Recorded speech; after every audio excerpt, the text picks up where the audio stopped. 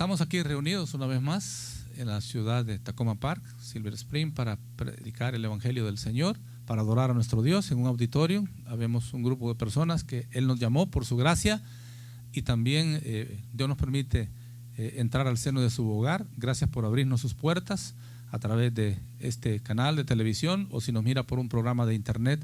Que Dios bendiga a su familia también, y gracias por sintonizarnos. O si nos encontró así por alguna casualidad, quiero que sepa que no fue una casualidad. Dios les puso allí para escucharnos y nos puso allí para que juntos podamos compartir y recibir la bendición del Señor a través de esta palabra. El Señor Jesús muere un día viernes, más o menos por el mediodía. Durante el proceso de la tarde viene la sepultura, fue sepultado, sabemos la historia. Al tercer día se levantó con poder de entre los muertos. Él fue resucitado por el poder del Padre. No se fue al cielo de una sola vez. Él, al ser resucitado, siguió en la tierra con sus marcas en las manos, con sus marcas en las pies. ¿Recuerda usted el discípulo incrédulo? Como algunos de nosotros, ¿verdad? Que Dios nos está enseñando a crecer en fe, esa confianza segura de convicción en Él. El que le dijo: Señor, ¿verdad? Yo estoy en la universidad de los inteligentes y me dijeron que todas las pruebas, Señor, ¿qué me puedes mostrar? ¿Cómo puedo creer, Señor, que tú has estado? Mientras no mire los orificios de los clavos, yo no creeré, Señor. Y el Señor Jesús se las mostró. ¿Y usted sabe qué pasó? El hermano Tomás cae de rodillas. Señor, perdóname. Perdón, Señor. Perdóname, Señor. Y aquí le dijo: aquí están las pruebas. Y por eso dice el escritor, dice con pruebas indubitables, dice al comenzar el libro de los Hechos, de la resurrección del Señor Jesús. El punto es que después de haber resucitado, Él siguió instruyendo a los discípulos, ¿sí? Les dio instrucciones con ellos antes de irse. Y dice la Biblia que estando en el monte de los olivos, dándole otras instrucciones: miren, yo me voy a ir, pero ustedes van a quedar aquí. A ustedes los delego como mis testigos. Ustedes, yo me voy a ir, va a venir el Espíritu Santo. Cuando Él venga, va a sellar a la iglesia como el cuerpo oficial de Cristo. Esa es la inauguración oficial de la iglesia. ¿Se acuerda? En aquella actividad, en la celebración de la fiesta de Pentecostés de los judíos, viene el Espíritu Santo sobre aquellos 120 hermanos más o menos reunidos esperándolo. Y los discípulos, que Él les dijo: no se vayan a ir, no se muevan, se quedan. Cuando venga el Espíritu Santo, entonces ustedes van a recibir ¿qué? Un poder especial. Así les dijo Él: pero recibiréis poder cuando venga el Espíritu Santo, y me seréis testigos en Jerusalén, en toda Judea, la provincia, en Samaria, que era ya un poquito gentiles, y hasta lo último de la tierra. Y dice la Biblia que estando hablando con ellos, de pronto algo comenzó a pasar, que se asombraron los discípulos hablando con ellos, pero Él fue siendo como levantado en una cosa majestuosa, mis queridos hermanos. Yo quisiera hacérselo con película, pero no quiero que piense que es magia. Él comenzó a ser levantado y dándole las últimas instrucciones. Y dice la Biblia que aquellos se quedaron atónitos. Y estando allí, pasó algo. Quiero que lo escuche, se lo voy a leer. Y habiendo dicho estas cosas, viéndolo ellos, fue alzado y le recibió una nube que le ocultó de ellos.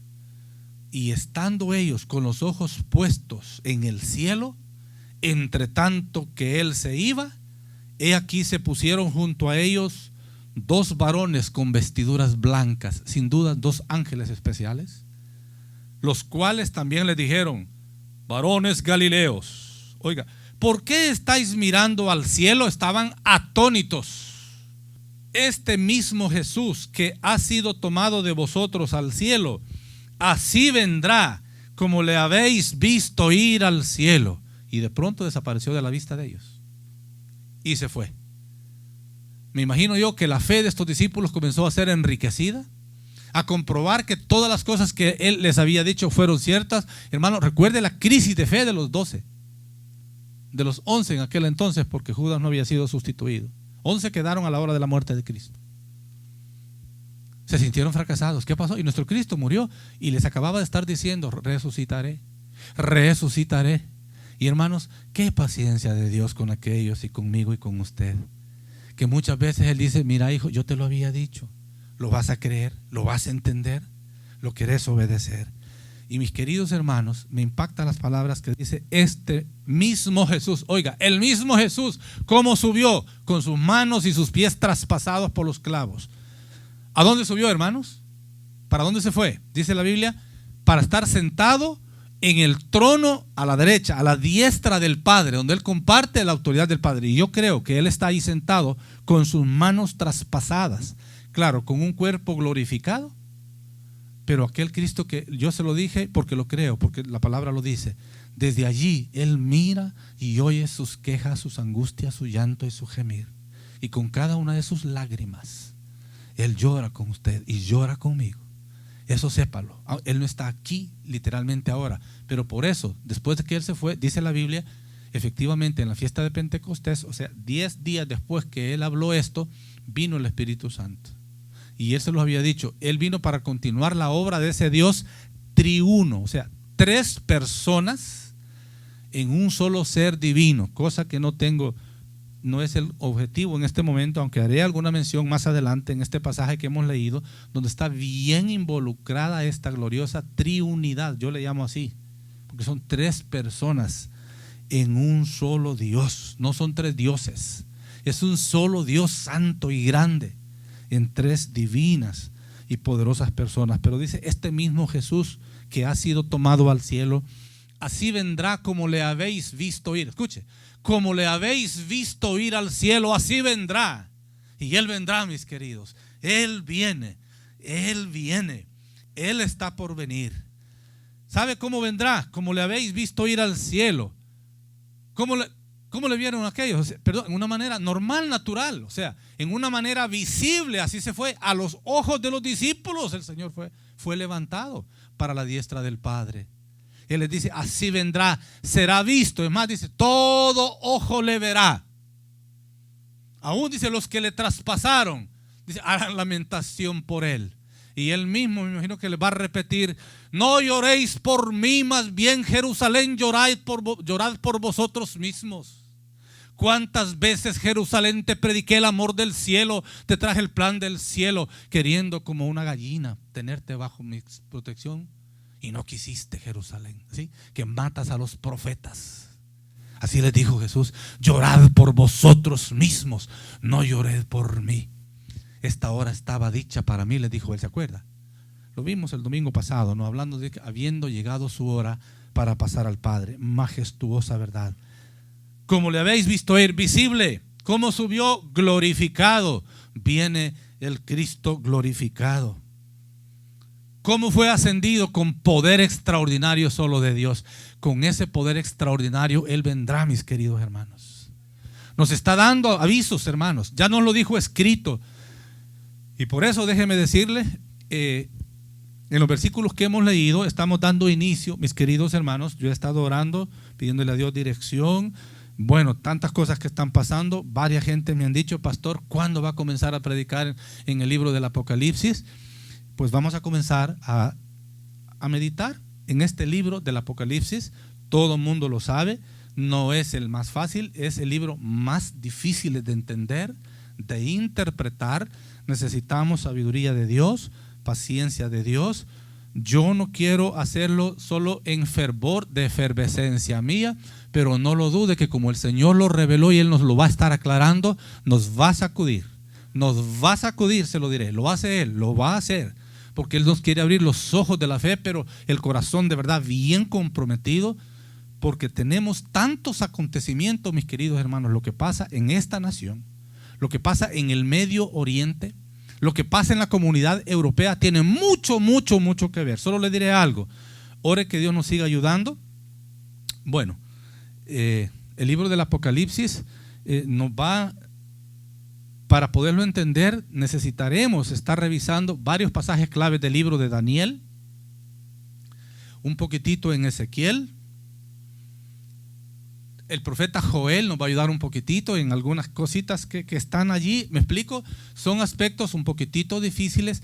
No pretendemos saberlo todo. No pretendemos, hay tantos hombres de Dios, pero no podríamos tenerlos aquí porque de entrada hay que Estoy soñando con que en el próximo campamento en Vomito hagamos algo en relación con el tema, como para ir culminando algo de esta temática de los últimos tiempos.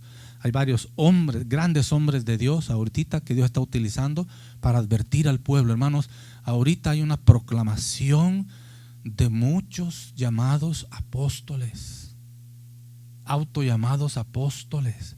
Pero ¿sabe qué están haciendo? Están apostatando con el pueblo. Mucha gente está apostatando, se lo digo con temor y temblor.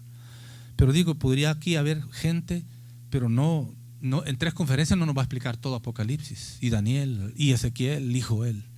Entonces vamos a ir viendo algunos de los aspectos importantes. Mi objetivo es que lo estudiemos un poquitito, todo el libro. Como ve, hay cosas no tan... Él mismo dice, ¿no? El que dice que el que tenga espíritu de sabiduría, dice él, ¿verdad? Y repito, no pretendemos saber todo, pero tenemos todas las herramientas básicas para que podamos entenderlo, mis queridos hermanos.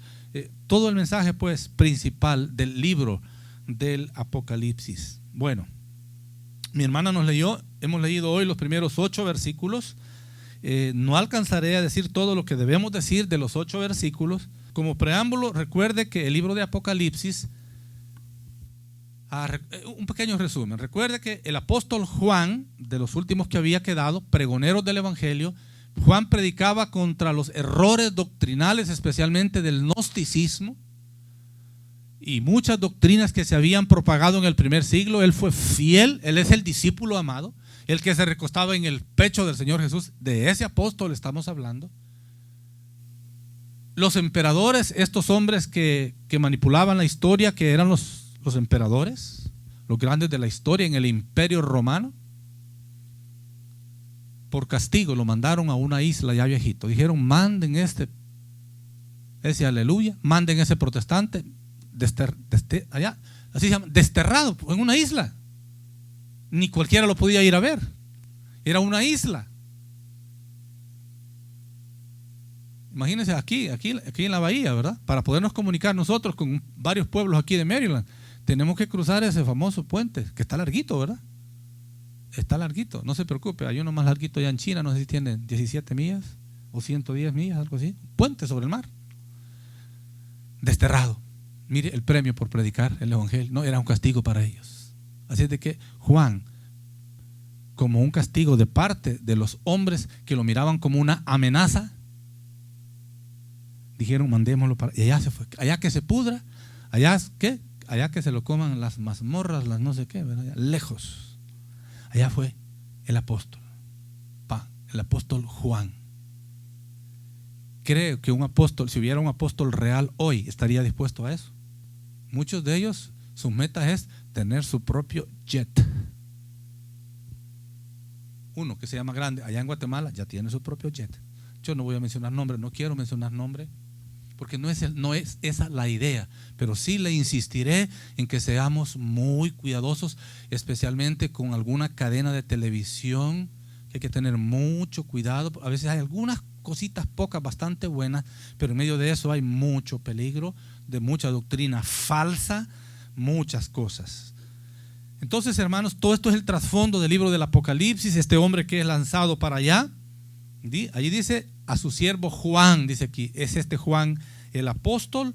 Entonces es enviado para esta parte, y por supuesto Dios estaba viendo una iglesia que estaba siendo perseguida tremendamente. Entonces el objetivo en parte era darles ánimo, darles fortaleza. Así es de que este es como el inicio, o si quiere como el preámbulo del libro del Apocalipsis. Y en los versículos que nuestra hermana nos dio, le estamos llamando ahí, le hemos puesto como título, porque el tiempo está cerca. Y es una frase que está literalmente ahí en el versículo 3. ¿Lo ve al final? Porque el tiempo está cerca.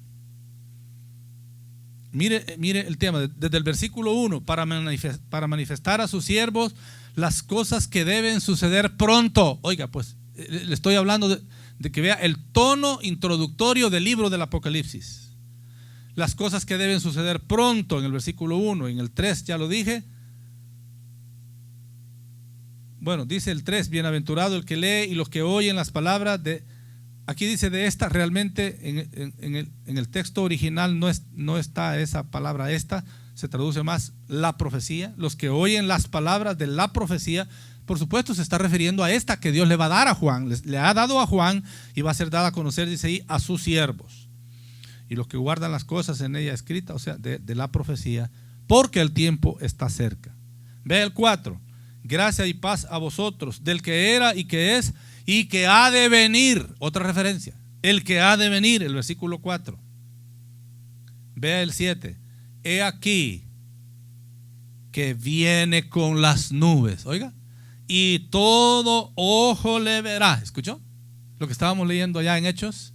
Que los ángeles les dijeron a aquellos varones, les dijeron a los discípulos: ¿por qué están afligidos, temblando? ¿Y ustedes qué les pasa? Saben, este mismo Jesús así va a venir, así va a volver. Dice, viene con las nubes, el 7, mire el 8. El que es y que era y que ha de venir. ¿Escuchó? El énfasis del Señor. Pero entonces, yo quiero compartir algunas cosas. Va a ser un poquitito, este es un poquitito diferente. El tipo de literatura, recuerde que el libro de Apocalipsis está enmarcado en un tipo de literatura bíblica que se llama la literatura apocalíptica, o sea, por el tipo de revelación, ¿no? Con lenguajes a veces con figuras, visiones, a veces hay algunos animales, Jeremías, Ezequiel, la visión de leopardo, la visión del... ¿Me entiende? En ese sentido, es una terminología, se le llama... es una literatura apocalíptica por el tipo de formas, de expresiones, de lenguajes y todo eso. Y particularmente en el libro del Apocalipsis está dando la descripción del desenlace final del tiempo en las manos de Dios, como de la consumación de los tiempos, ¿sí? De los tiempos. Él dijo unas palabras, ¿se acuerda? Cuando dio la gran comisión, ¿verdad? Y les dijo, ¿verdad? Sed discípulos en todas las naciones. Él dijo, y yo estaré con vosotros. ¿Hasta cuándo? Él dijo, hasta el fin del mundo. Realmente no es que el mundo en sí va a tener fin, va a tener un cambio bien grande, pero es una manera de entender el fin del mundo como lo vemos hoy. Porque Él va a hacer, dice, un cielo nuevo y una tierra nueva. Pero es el Apocalipsis el que se encarga de explicarnos todo ese cuadro, qué es lo que Dios va a hacer con todo eso y qué es lo que Él se ha propuesto hacer. Entonces le digo, es un poquitito difícil estarle decir aquí un tema con punto 1 bien trazado, punto 2 así, por el tipo de literatura. Puede ser más como un tipo de una clase, pudiera ser, pero esta es la palabra del Señor que necesitamos leerla y luego compartirla. Mire de entrada, como dice el versículo 1, la revelación de Jesucristo. Ahí comienza así, la revelación de Jesucristo. Nos va a revelar a Jesucristo. ¿Quién nos va a revelar de Él? Bueno, ahí está el cuadro. Ahí está el cuadro, es lo que estaremos mirando cada día un poquito, cada día que podamos ir avanzando. Dice la revelación de Jesucristo que Dios le dio. Aquí comienza la participación de la triunidad. Oiga, que Dios le dio. Está haciendo una referencia al Padre. Aquí hay una cosa bien interesante. Podría ser que hasta como que parezca difícil de entenderla, pero dice, el Padre le confirma esta revelación a Él mismo. Cristo se la manda a Juan usando como intermedio un ángel, va a decir él allí, pero oiga lo que está diciendo, que Dios le dio. ¿Sabe por qué? Está presentando el Cristo que durante su ministerio fue siempre sumiso, sujeto al plan de su Padre. ¿Sí? ¿Se acuerda? En Juan 12, por ejemplo, 49, Él le dijo le dio un resumen. Él le dijo, yo digo lo que mi Padre me dice que les diga. No les estoy diciendo cosas mías. Yo les estoy transmitiendo lo que el Padre me ha dado para darles. ¿Ok? Yo les hablo lo que mi Padre me da, lo que mi Padre me dice. ¿Por qué? Él como hijo, en ese sentido que le llamamos como la segunda persona de la gloriosa Trinidad divina, era sumiso al Padre. O sea, el Padre como tal es como el ejecutor del plan, que en ese sentido el mismo Hijo se le somete en el desarrollo de ese plan. No es que sea menor. Son tres personas de la misma calidad, de la misma naturaleza, de la misma santidad, de la misma eternidad y poder. Pero así es el Dios que se nos ha revelado como un Dios triuno, hermanos. Él sometido a su Padre. Y yo creo que esa es parte de la manera de poder entender las palabras que él dijo. El día ni la hora no la sabe ni el Hijo, claro. No la sabe como hombre, si quieren, ¿cierto? Se sometió a no saberlas como hombre. El Cristo, el Mesías, Dios, él sí lo sabe, si es parte de la triunidad, él sabe cuándo. Pero aún él me imagino que está esperando, Padre, ¿a qué hora me das el banderazo de salida? ¿Para qué, hijo? Para ir y traer a mi pueblo que agoniza, que sufre. ¿Y sabe por qué no ha venido? Dice Pedro, aguardando que muchos miles de millones procedan ¿a qué? Procedan al arrepentimiento. ¿Y qué necesitan para eso? Oírnos cantar a nosotros los creyentes para convertirse. Necesitan oír que les expliquemos: Dios te ama, mandó a su Hijo, mira, porque tú eres pecador, mandó a su Hijo, murió en la cruz en tu lugar, Él llevó allí tu castigo. Por eso Él dice ahora que tú tienes que recibirlo en tu corazón para llegar a ser un hijo de Dios. Él va a inscribir tu nombre en el libro de la vida y entonces tú ya eres un hijo de Dios. Entonces Él va a venir, va a hacer algo contigo. Hermanos, el libro del Apocalipsis insiste en ese sentido en la segunda venida de Cristo, pero necesitamos paciencia, tranquilidad, seguir oyendo para entender algunas cosas. ¿Cómo es eso, no? Estaremos mencionando aquí algunos aspectos de eso. Por ahorita estamos diciendo la revelación que Dios le dio, oiga, el Padre le dio a él. Luego, ¿para qué dice? Aquí dice para manifestar a sus siervos las cosas que deben suceder pronto. Ese manifestar significa mostrar o exhibir. Para mostrarle a sus siervos o para exhibir, para ponerles claro. ¿Sí? Es para mostrar la persona gloriosa de Cristo tal como ha de aparecer cuando Él regrese. Así como le dijo, así como le habéis visto ir, como le dijo a los discípulos, como le habéis visto ir, así vendrá. Todo ojo le verá. Ahora, allí viene un pequeño punto. Hay varias maneras de interpretar el libro del Apocalipsis. Trataremos de seguir aquí lo que nos parece a nosotros más bíblico, más congruente. Por eso le mencioné que va a ser clave el libro de Daniel. Daniel él habló del plan de Dios en 70 semanas. Usted sabe, 7, 70 y esa serie son claves en la Biblia y para Dios. Entonces hay una semana 70 que no se ha cumplido. Entonces eso vamos a estarlo mirando. No quiero decir más, por eso le digo, vamos a usar de Daniel, digo a mirar a Daniel un poco, Ezequiel algunas partes, y ahí para ver cómo es que encaja todo eso. Me explico. Lo cierto es que el Señor Jesús viene. Medio mundo sabe, hablando de la segunda venida de Cristo. Algunos que cree que viene y ya, y de pronto es donde tenemos que mirar algunas pautas que nos da bastante claras, o sea, claras con respecto a los demás otros libros que nos ayuda para entender estas cosas, ¿sí? Entonces dice ahí para manifestarlo. Por eso está hablando, dice, ¿de qué? De la revelación de Jesucristo, y por eso está revelando todo esto en el libro del Apocalipsis. Bueno, la palabra en sí es una transliteración, hermanos. La palabra en sí es la palabra original en el idioma griego, que fue pronunciada, claro, que el Espíritu Santo le dio al apóstol Juan allá en la isla de Patmos.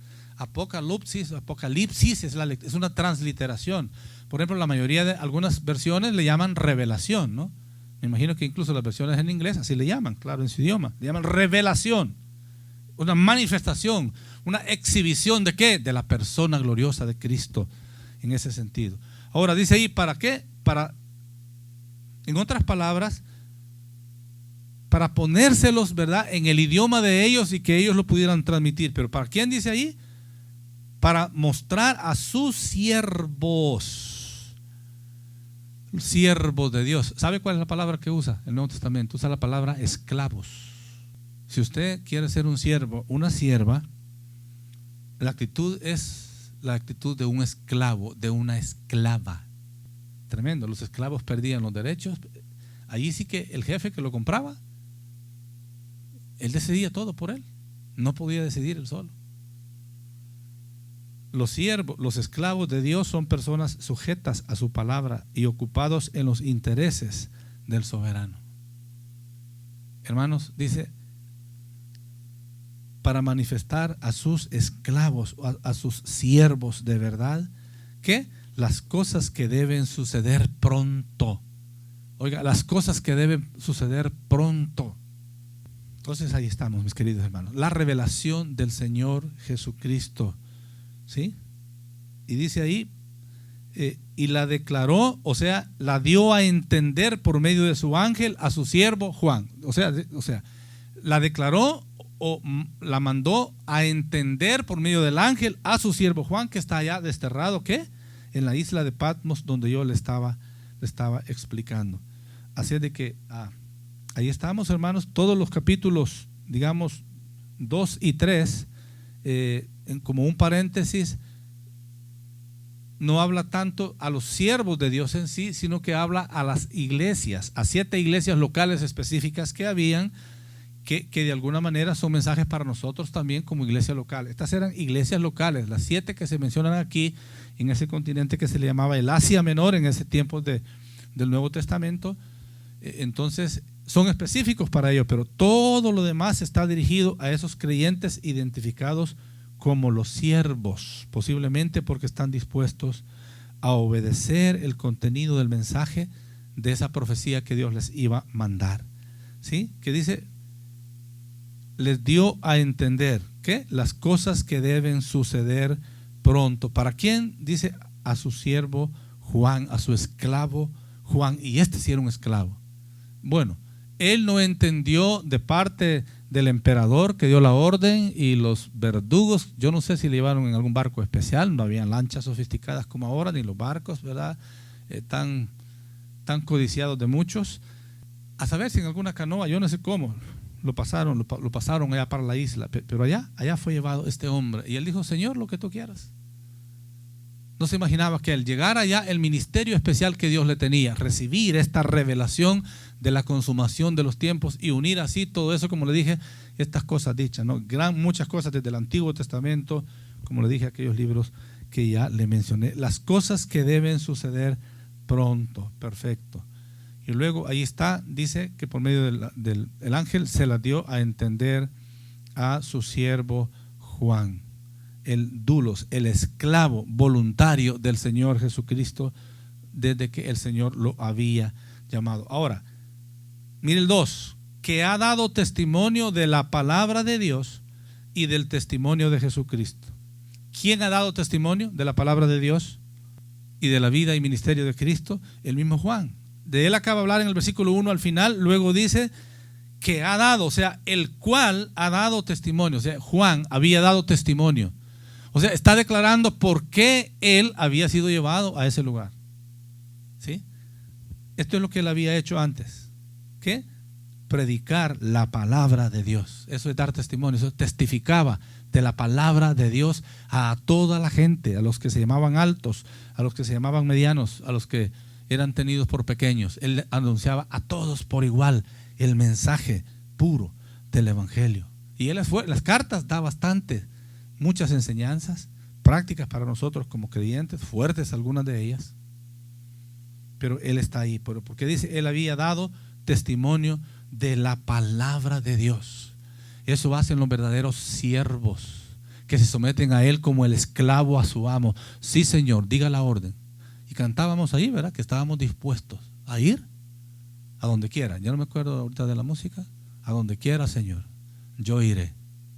Si usted lo cantó, está comprometido. Algunos de ustedes dirán conmigo, pero nosotros ya estamos algo mayorcitos, pastor, y si nos mandan allá por una jungla del África, pero a lo mejor puede ir su hijo. ¿Cómo, pastor? Mi hijo, y se lo comen los leones. ¿Está dispuesto como Juan, el siervo, el esclavo? ¿Está dispuesta? Ha dado testimonio de la palabra de Dios. Hermanos, el ministerio principal, la misión básica principal que Dios nos ha dado como iglesia con respecto a la gente son dos cosas: predicar el evangelio, o sea, buscar los perdidos y los que se dejan encontrar, y Él los salva, Él los perdona y Él los salva. Entonces tenemos el trabajo de edificarlos, ¿ya? Llevarlos a la madurez en Cristo, darles el crecimiento. Ese es el trabajo con respecto a los otros, pero está el otro con respecto a Él.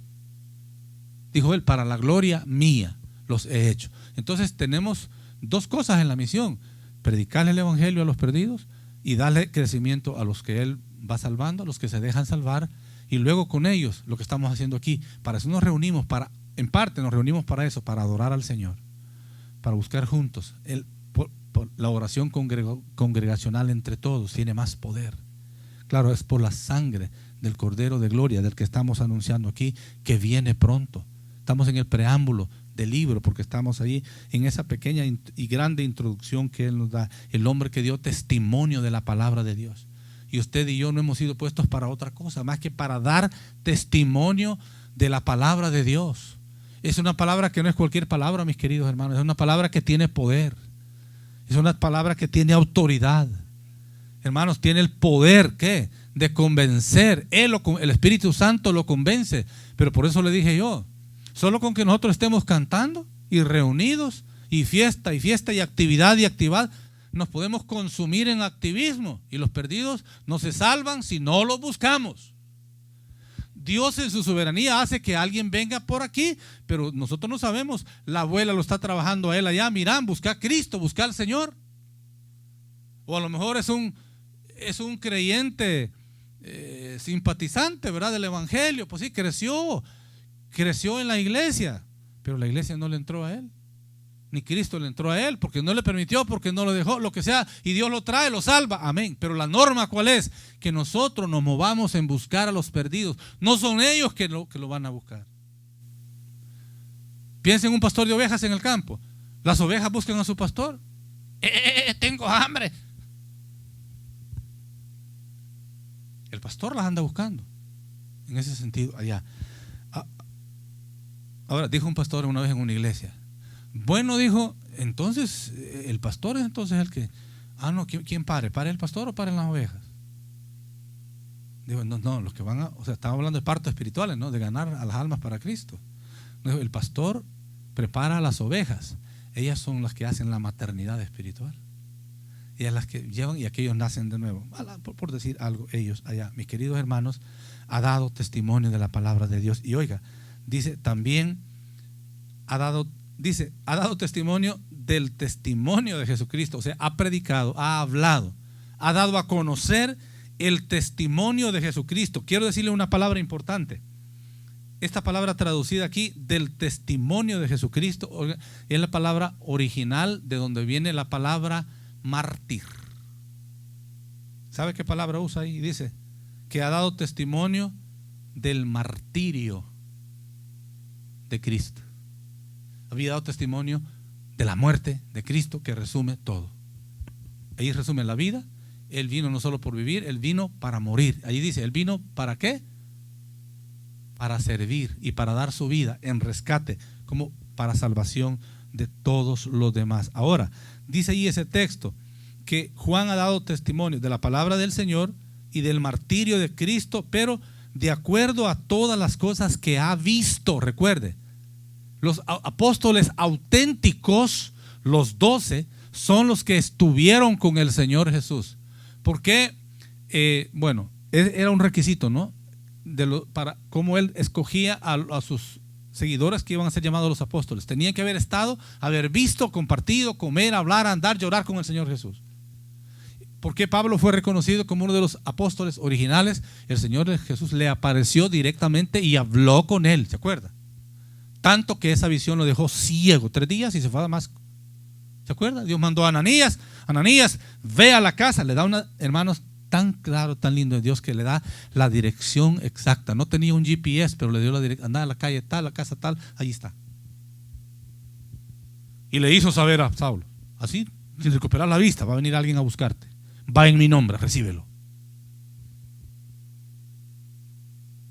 Y le dijo a aquel, ¿sabes? Vienen a buscarte, no lo rechaces. Un trabajo fino, qué lindo. Dice Juan, dio testimonio del martirio de Cristo, del sufrimiento, de la angustia de Cristo. Entonces muchos servidores quieren seguirlo. ¿Por qué? Porque me dé lindos trajes, lindos carros, lindas casas, lindos helicópteros. Aunque sea, dicen algunos, aunque sea un helicóptero. Conocí a un muchacho recién salido del seminario, venía ahí bien enfermito de la mente, que él venía, pero para predicar el evangelio en todo El Salvador necesitaba un helicóptero. Vaya, dije yo, El Señor Jesús, un burrito. Qué diferencia, ¿verdad? Un burrito necesito, Padre, para declarar y entregarles la antorcha a los otros. Un burrito necesitó el Señor Jesús. ¿Sí? Qué lindo, ¿no? Oh, sí, que el gran siervo de Dios, que todos se arrodillen cuando va a pasar. Sí, se deberían poner ahí para que les lavemos los pies y limpiarles, lustrarles los zapatitos. No, yo soy el gran siervo, todos me sirven y todos me rinden el sombrero. ¿De dónde? Esclavos del Señor Jesucristo. ¿No? En la isla de Patmos este hombre, pero dio testimonio de lo que había visto. Hermanos, cuando hablamos de Cristo a la gente, le vamos a compartir lo que Él ha hecho en mi vida. Me perdonó, me está cambiando, me está transformando. Por rato solo algo lento, algo terco, algo duro. No se lo vamos a decir. Entonces, ¿qué me está diciendo? Dio testimonio. Qué lindo. Ahora, brevemente, mire, el 3. Bienaventurados el que lee y los que oyen las palabras de esta profecía. El sentido original del texto es este: bienaventurado el que esté leyendo y los que estén oyendo las palabras de la profecía, oiga, y guardan las cosas en ella escritas. ¿Por qué? Porque el tiempo está cerca. Ese es el punto, mis amados hermanos. Oír la palabra, leer la palabra. Luego dice guardarla. ¿Con qué intención? Con intención de obedecerla, de hacerla y practicarla. Está muy relacionado con, mis hermanos, anoche leíamos allá Josué 1:8.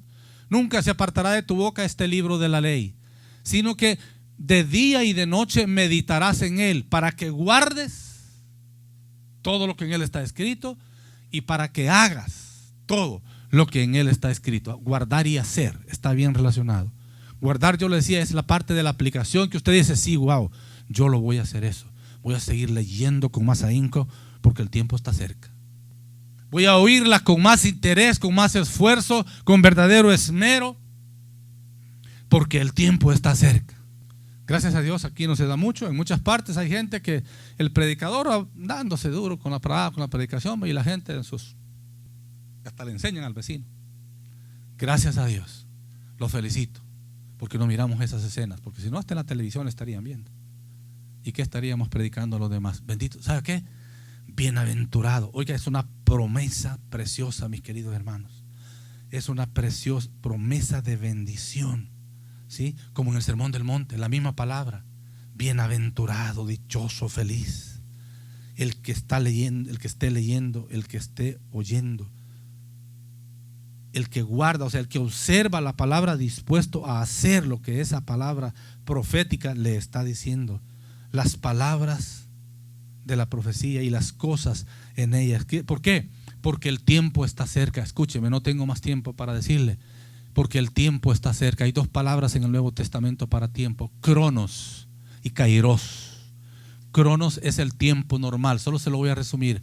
El cronos es el tiempo normal que a muchos aquí, desgraciadamente, lo voy a decir así, me voy a incluir, nos tiene atados.